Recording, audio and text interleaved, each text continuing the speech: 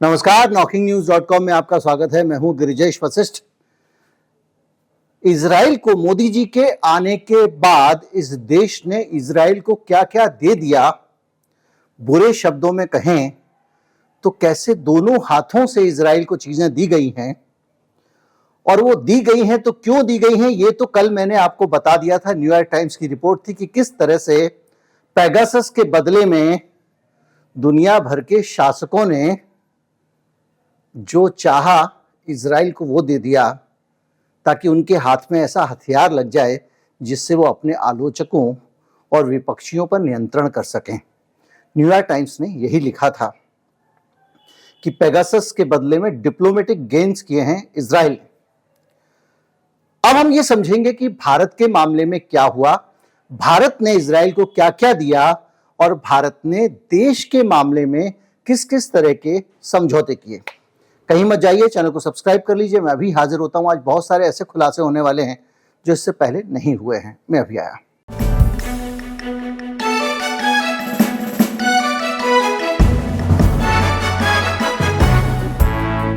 आपको बहुत सारा अचरज होता होगा, दुनिया भर में विद्वानों का अचरज हो रहा है और बहुत सारी इस पर चर्चा हो रही है कि जो अरब देश हैं वो, और अभी तक परंपरागत रूप से जो लोग फिलिस्तीन के समर्थक रहे हैं, वो सब लोग अब ऐसी घड़ी में फिलिस्तीन को धोखा क्यों दे रहे हैं या फिलिस्तीन से दूर क्यों जा रहे हैं।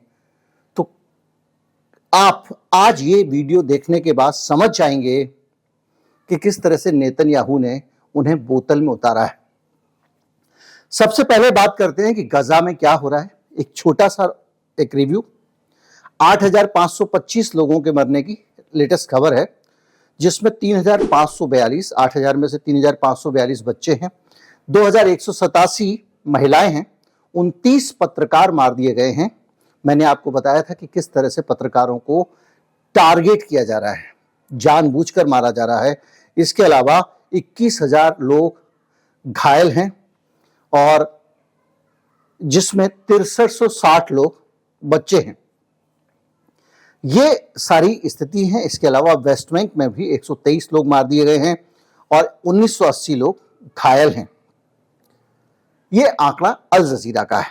जब आप ये आंकड़ा देखते हैं तो आपको अचरज जरूर होता होगा कि रोज कत्लेआम हो रहा है। हम सब लोग अलग अलग जगहों पे, सोशल मीडिया पे, दूसरी जगहों पे चिंता जता रहे हैं। बाइडेन से लेके सारे लोग इस पर बात कर रहे हैं, और दूसरी तरफ सऊदी अरब से लेके बाकी लोग फूक फूक के कदम रख रहे हैं, और उनकी कोशिश है कि किसी तरह से ये बवाल टल जाए। दरअसल फिलिस्तीन के मसले को बर्फ में लगाकर इजराइल के साथ रिश्ते बनाने के रास्ते पर ये लोग निकल चुके थे, लेकिन हमास ने ये नया जो एक, मैंने बताया कि हमास के कारण फिलिस्तीन का पूरा जो मुद्दा है वो सेंटर स्टेज में आ गया, जिसको दुनिया भुलाने जा रही थी, और फिलिस्तीन को एक तरफ रखकर इजराइल के साथ दोस्तियां बुन रहे थे लोग। हमास की आईसिस से लोग तुलना करते हैं, लेकिन वो और आईसिस अलग अलग हैं। कभी वीडियो बनाऊंगा, लेकिन संक्षेप में बता दूं, आईसिस की विचारधारा पूरी दुनिया में इस्लामिक राज्य की स्थापना करना है। हमास के साथ ऐसा नहीं है। हमास एक धार्मिक नेशनलिस्ट संगठन है जो अपने ही देश में अपनी एक्टिविटीज को जारी रखना चाहता है, और वो एक इस्लामिक भी है। जैसे हमारे यहाँ पे कुछ संगठन है, जैसे वो हिंदूवादी भी है, नेशनलिस्ट भी है, ऐसे ही हमाम नेशनलिस्ट भी है, और मुसलमान इस्लाम को भी मानने वाला है, इस्लाम के रास्ते से, लेकिन वो शरीयत के लॉ का पक्षधर नहीं है। आईसिस की तरह वो दूसरे धर्म के लोगों को कत्ल नहीं करता, वो धार्मिक स्वतंत्रता देता है। बड़े सारे हमास के प्रभाव में होने के बावजूद, हमास के चुनाव जीतने के बावजूद गजा में बहुत सारे पुराने चर्च उसी सम्मान के साथ चल रहे हैं। ईसाई का आंदोलन चल रहे हैं, ईसाई मिशनरियां काम कर रही हैं, और जहां तक कि जिस अस्पताल पे बम गिराया गया वो भी ईसाई चर्च ही चला रहा था। इसलिए धार्मिक स्वतंत्रता का जहां तक सवाल है वो हमास के राज में बेहतर है। मैं हमास की जो पिछले दिनों हुआ है उसको जस्टिफाई नहीं कर रहा हूं, हम इस पूरे मसले को समझने के लिए आगे बढ़ रहे हैं। और हमास का ये पूरा का पूरा जो मामला है, इस पर कैसे पूरी दुनिया एक तरफ बैठी हुई है। तो मैं कल जो मैंने वीडियो में बताया था, अगर आपने मिस कर दिया हो तो दोबारा न्यूयॉर्क टाइम्स की वो कटिंग लगा रहा हूं, और इस कटिंग में जो हेडलाइन है वो है battle for the world's most powerful cyber weapon. New York Times का जो इन्वेस्टिगेशन है उसने लिखा, the Times investigation reveals how Israel reaped diplomatic gains around the world from NSO Pegasus software, a tool America itself purchased but is now trying to ban।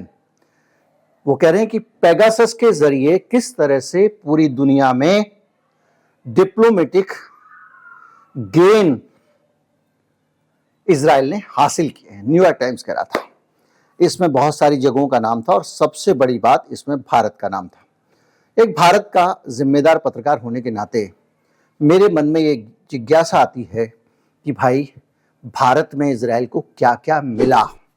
तो मैंने बहुत तरीके से, इसमें बहुत सारे लोगों ने मेरी मदद की, कुछ लोगों ने मेरा ध्यान इस तरह आकर्षित किया, और अगेन उन लोगों की इजाजत नहीं मिल पाई है, वरना उनके नाम का जिक्र जरूर करता है यहाँ पे। तो जो हमने हासिल किया और इजराइल ने हमसे जो हासिल किया वो आपके सामने मैं आपको बताना चाहूंगा। इजराइल के साथ में रिलेशनशिप ऐसी हुई कि 2018 में सीधे दिल्ली से एयर इंडिया की नॉन स्टॉप फ्लाइट तेल अवीव के लिए शुरू हो गई, और इसका मतलब ये होता है कि 70 साल का जो फ्लाइट का बैन था इजराइल के ऊपर, उसको हटा लिया गया। इसका मकसद ये होता है कि इजराइल का एक्सेस भारत में बढ़ गया, भारत में इजराइल आ सकता है आसानी से और यहां पर अपनी गतिविधियों को अंजाम दे सकता है। पहला आपने ये एक किया, और उसमें पहला एयरलाइन बना एयर इंडिया, जिसको वहां पर सऊदी अरब के एयर स्पेस का इस्तेमाल करने की इजराइल के लिए इजाजत मिली। यानी सऊदी अरब के ऊपर से उड़कर इजराइल के लोग भारत में आ सकते हैं, जा सकते हैं। इसके साथ साथ इजराइल भारत के लोगों के साथ में किस तरह से भारत के लोगों को इजराइल के पक्ष में किया जाए, इसके काम में भी मिलजुल कर काम कर रही है भारतीय जनता पार्टी। आरएसएस के लोग इजराइल के समर्थन में भारत में वातावरण बनाने में लगे हुए हैं।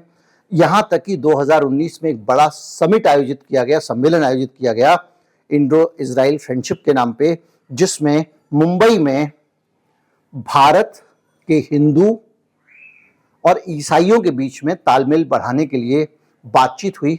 सुब्रमण्यम स्वामी बीजेपी की तरफ से उसमें शामिल हुए थे। इसके अलावा मोदी जी ने खजाना खोल दिया इजराइल के हथियार खरीदने के लिए। भारत, आप जानते हैं, दुनिया का सबसे बड़ा हथियारों का आयातक है, और अगर आप इजराइल पे जाएं तो इजराइल जितने भी हथियार एक्सपोर्ट करता है, दुनिया में बेचता है। हमारे यहाँ पे एक ऐसा माहौल बनाया गया कि इजराइल से बढ़िया हथियार कोई नहीं हो सकते, वो टेक्नोलॉजी में बहुत आगे वगैरह वगैरह, और उसका नतीजा ये है कि दुनिया भर में इजराइल जितने हथियार बेचता है उसके 41%, 42.1%, यानी 42% से ज्यादा हथियार अकेले भारत खरीद रहा है। इतने अच्छे हैं कि हम ही खरीद लेने सारे के सारे।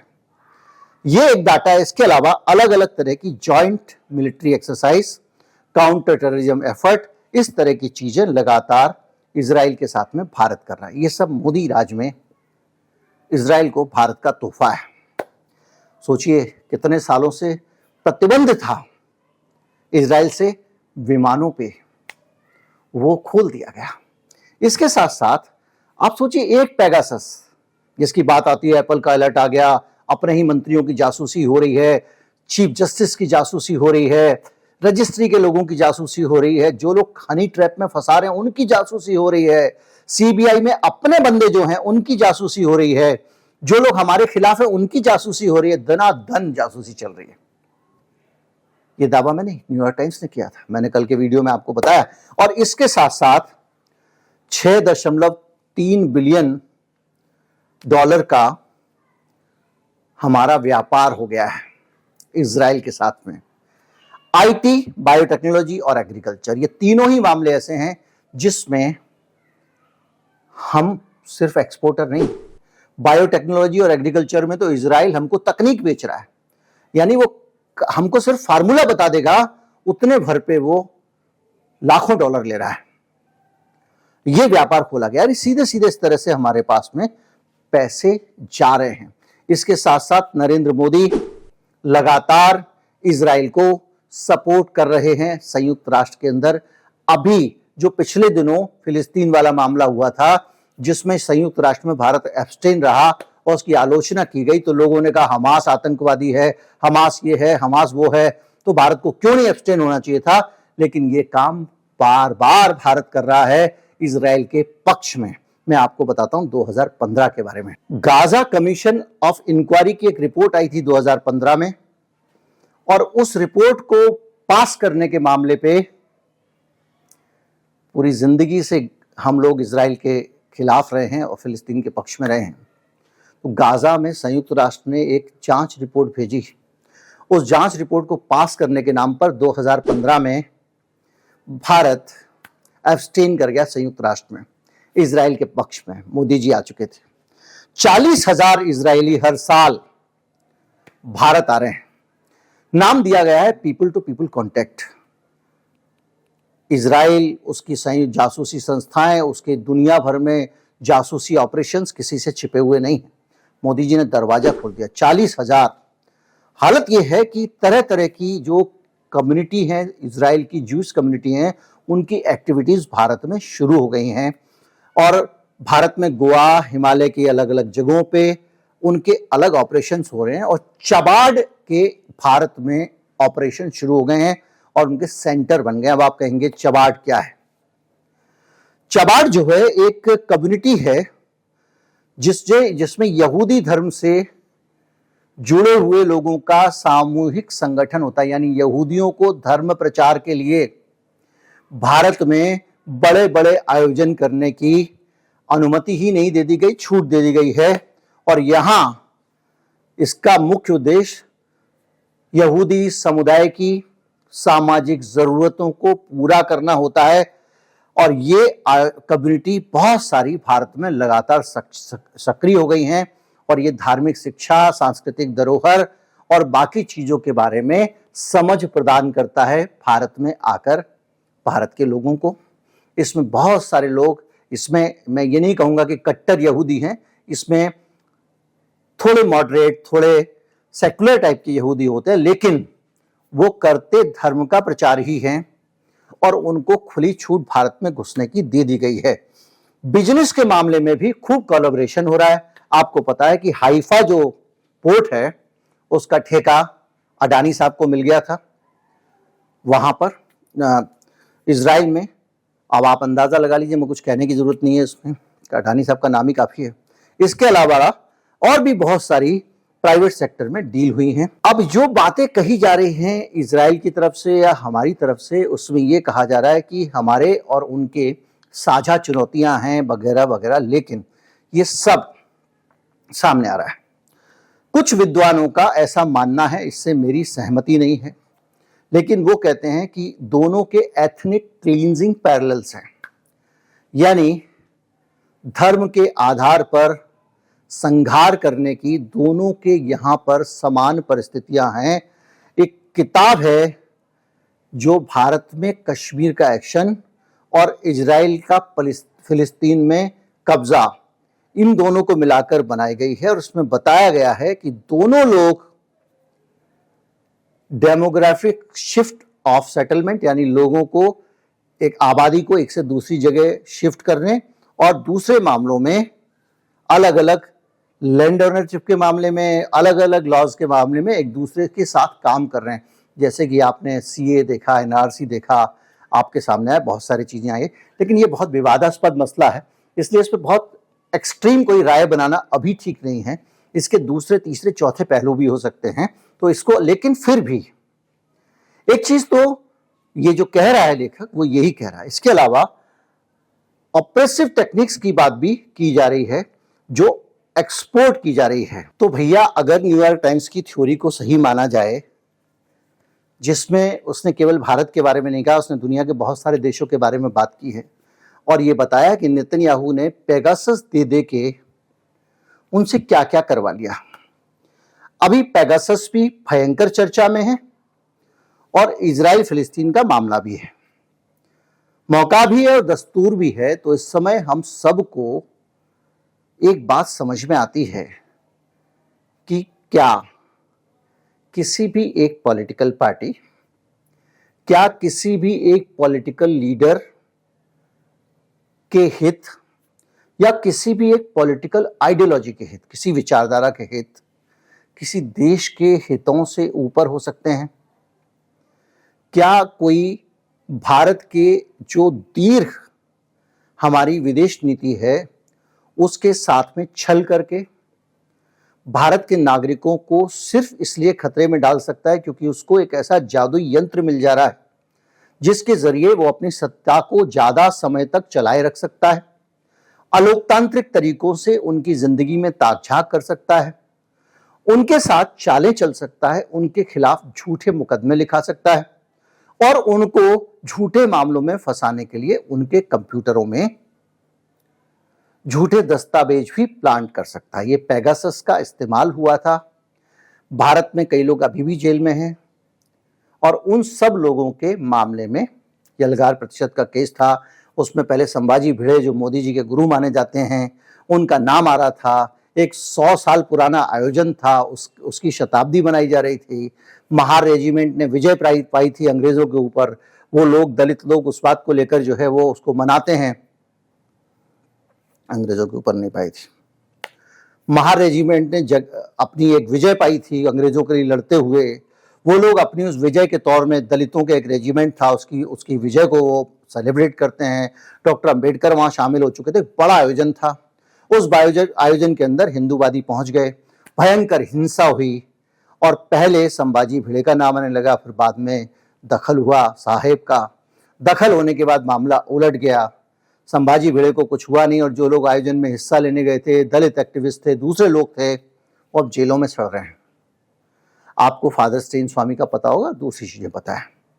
और इनके ऊपर जो आरोप लगे, जो एक गंभीर आरोप लगा जिसके आधार पर इनकी जमानत होना भी मुश्किल हो गई, वो आरोप ये था कि उन्होंने प्रधानमंत्री मोदी की हत्या करने की साजिश की। इनके लैपटॉप में एक पत्र पाया गया जिसमें मोदी जी की तारीफ में बहुत सारी बातें लिखी हुई थी और नीचे लिखा हुआ था कि ये आदमी तो ऐसे तो जाएगा नहीं, इसको हटाना ही पड़ेगा, इसकी हत्या करनी पड़ेगी।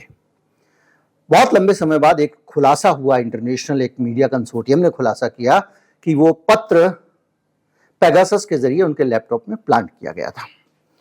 पहले प्लांट किया एजेंसीज ने, फिर उसी में से बरामद कर लिया और उन लोगों को फंसा दिया। यानी ये भी है कि जो पेगासस है वो सिर्फ आपकी जासूसी नहीं करता है, आपको फंसाने के काम भी आता है। तो ऐसा यंत्र और टूल देकर भारत के राष्ट्रीय हितों से बढ़कर, भारत के लोगों के हितों से बढ़कर एक पूरा ऑपरेशन, जो मैंने आपको बताया किस किस तरह की एक्टिविटी भारत में चल रही हैं, वो सब की सब अलाउ कर दी गई। ऐसा प्रथम दृष्टया नजर आता है, इन चीजों को देखकर नजर आता है। अब ये कितना सही है, कितना गलत है, ये सब चीजें तो किसी के लिए भी अंतिम रूप से कहना, मैं यहाँ बैठ के कैसे जान सकता हूँ? मैं जो पढ़ रहा हूँ, जो जानकारियां मुझे मिल रही है, उनका जो इंटरप्रिटेशन है वो आपके सामने रख रहा हूँ। बाकी चीजें तभी होंगी जब निष्पक्ष जांच हो। कब होगी, कैसे होगी, कौन करेगा, नहीं पता। उम्मीद करता हूँ वीडियो आपको अच्छा लगा होगा। अच्छा लगा हो तो ज्यादा से ज्यादा लोगों तक पहुंचाएं, चैनल को सब्सक्राइब कर लें। नमस्कार, जय हिंद।